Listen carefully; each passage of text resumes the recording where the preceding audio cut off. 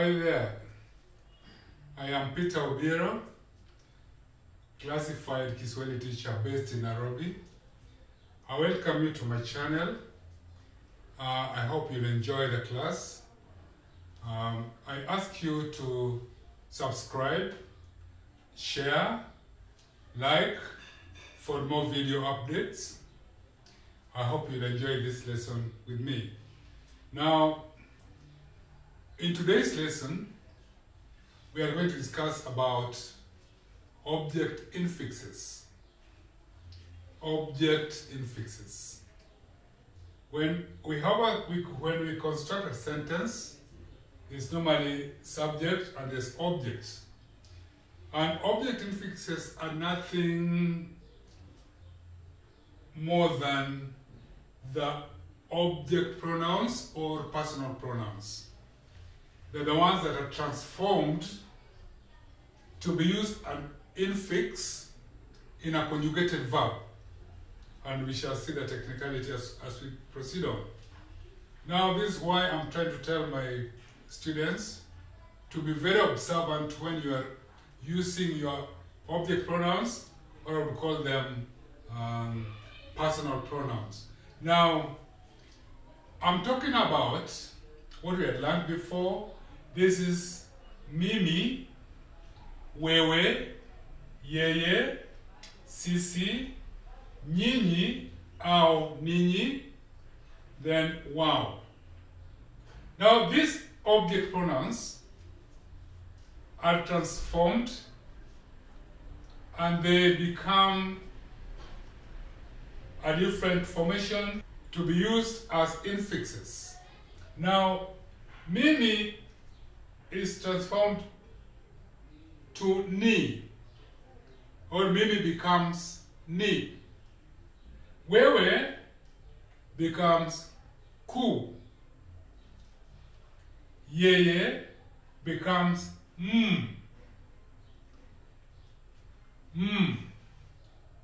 Sisi becomes tu. Nyinyi au ninyi becomes wa. Then also wao becomes wa. Now if you apply them in your sentences, the context will tell. Now just to remind you, mimi is me, wewe is you, yeye is him or her. We have sisi is us. Then nyinyi is you all, like you plural.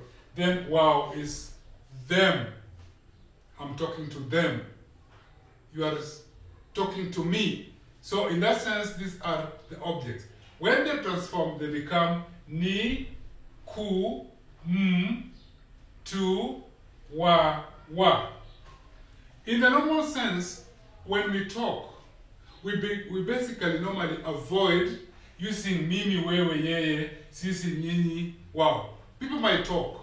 You may wait to see or to hear them saying wewe, yeye. You won't. But all these are included now by using the contracted form, which is the transformation, which is now being used as an infix in a conjugated sentence. Now, for example, you may have a sentence like saying, ninafundisha wewe. Ninafundisha wewe. Basically, you might want to hear wewe, ninafundisha wewe. But like I told you, wewe is transformed to ku. So you now infix ku in a conjugated verb, then just in between the tense and the verb, you infix the ku, then what you have now is nina kufundisha. Nina kufundisha. Nina kufundisha. You want to say, I love you. Which in the long form will be ninapenda wewe. Then it becomes ninakupenda. That is a very commonly used phrase in the houses, on the streets, everywhere where people meet. So we have ninakupenda, ninakufundisha.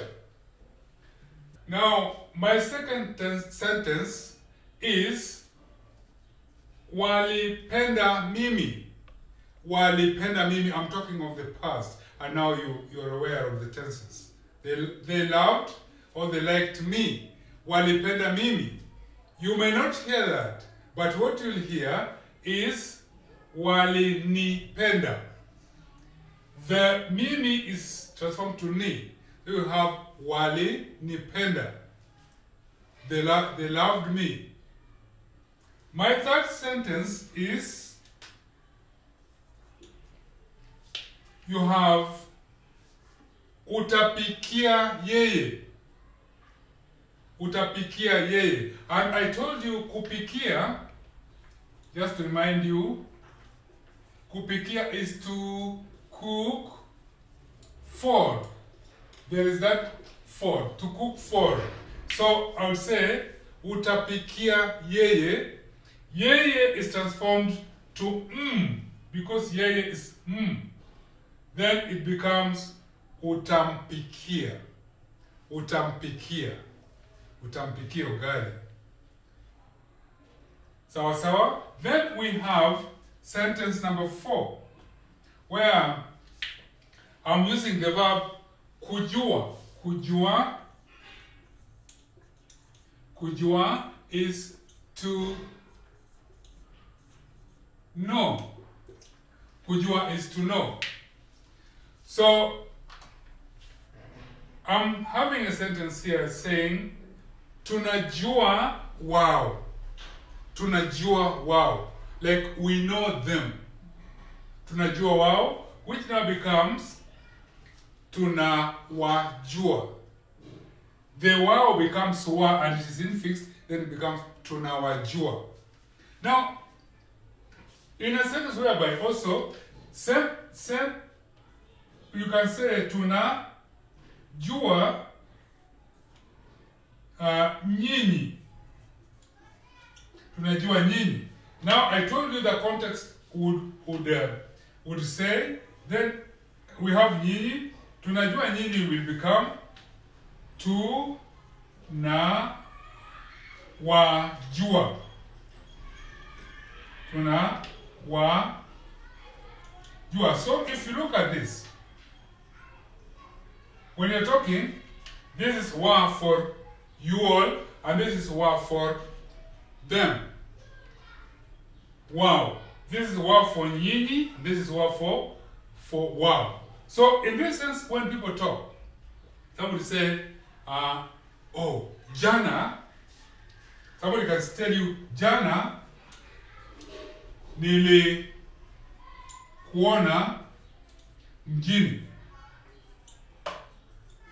Jana nilikuona mjini. The ku. Jana, and I talked about this in our previous lesson. Jana is yesterday. I'm talking of kuona is to see.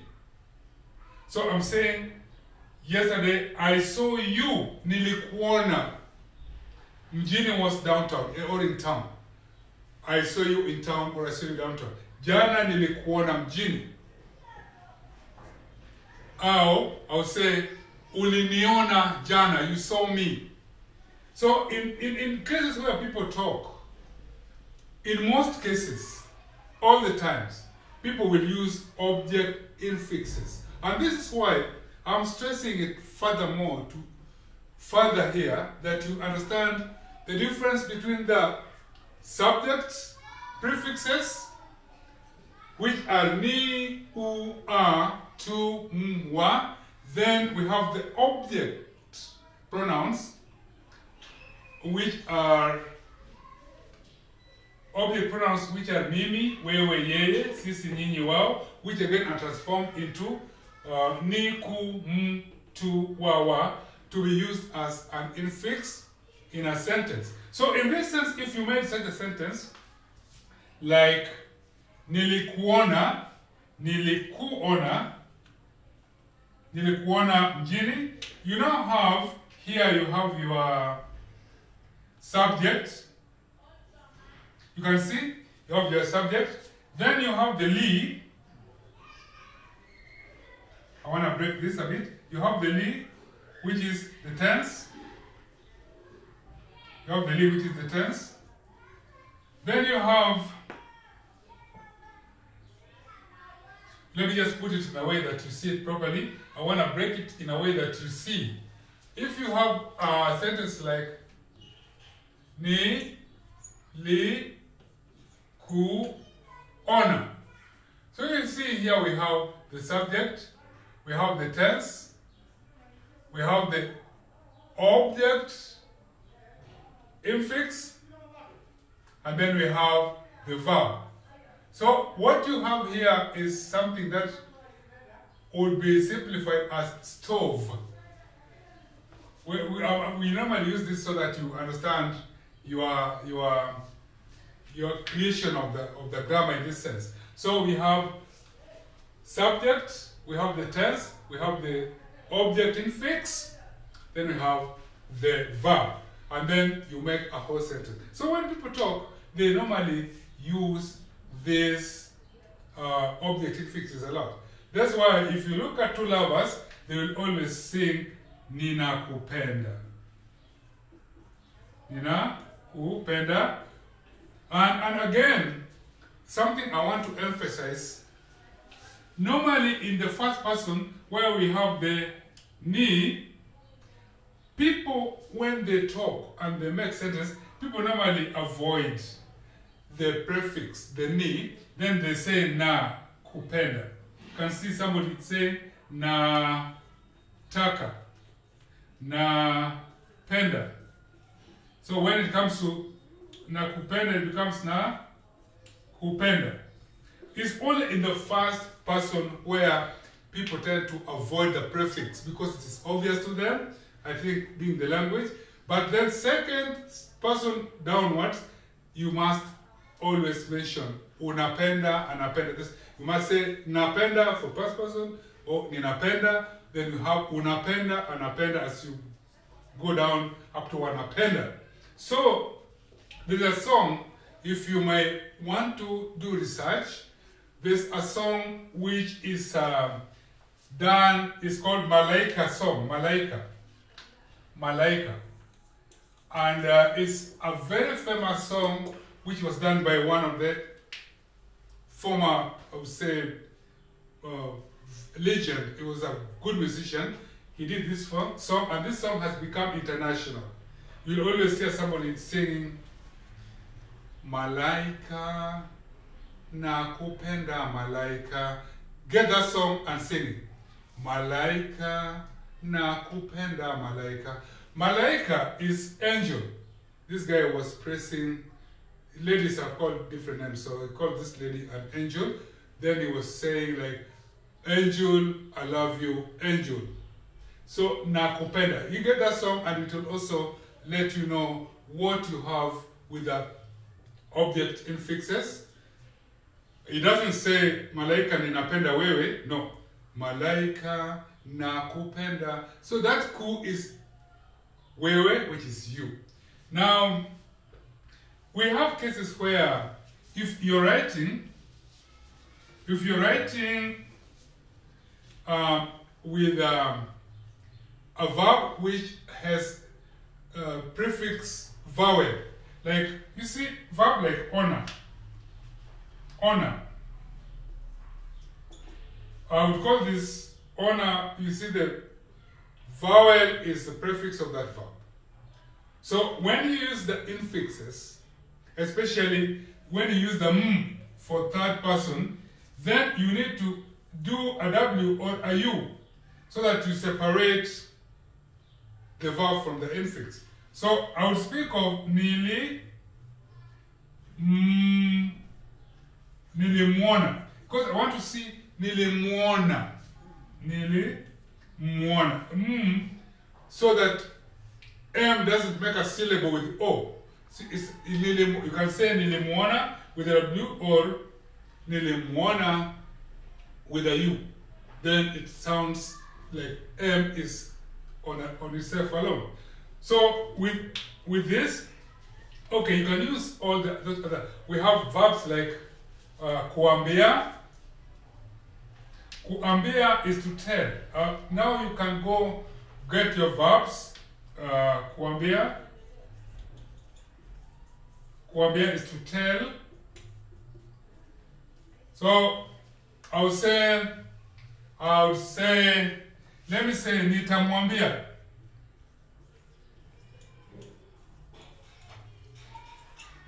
Nitamwambia. To say I'll tell him or I'll tell her. Because we have the ambia, the verb has got the suffix vowel a. Here the verb has got the suffix vowel o. So you find the which is the third person, must be separated from the, doesn't make a syllable with that prefix of the verb, of the verb, which is the vowel. So this is a very important topic because now you can talk to people, use the object infixes, very important, which we use a lot. We normally avoid to use the object pronouns or we call them personal pronouns. So basically, know your subject prefixes or subject pronouns, know your object pronouns or object, or call them personal pronouns, and how to use them. With that, I'm happy to have had you for this lesson today. Thank you for attending to the lesson. I simply ask you again to subscribe or share, like for more video updates. And I told you, I promise you, with lessons from me, I guarantee you 60 hours of lessons, and then you'll be somewhere to speak, you'll excel in simple conversations, and you can always be able to understand everything somebody's talking about. So I urge you to keep on listening and following my channel. Thank you very much. Thank you for listening to me. I hope you enjoyed. Meet you again in my next lesson. Thank you and goodbye.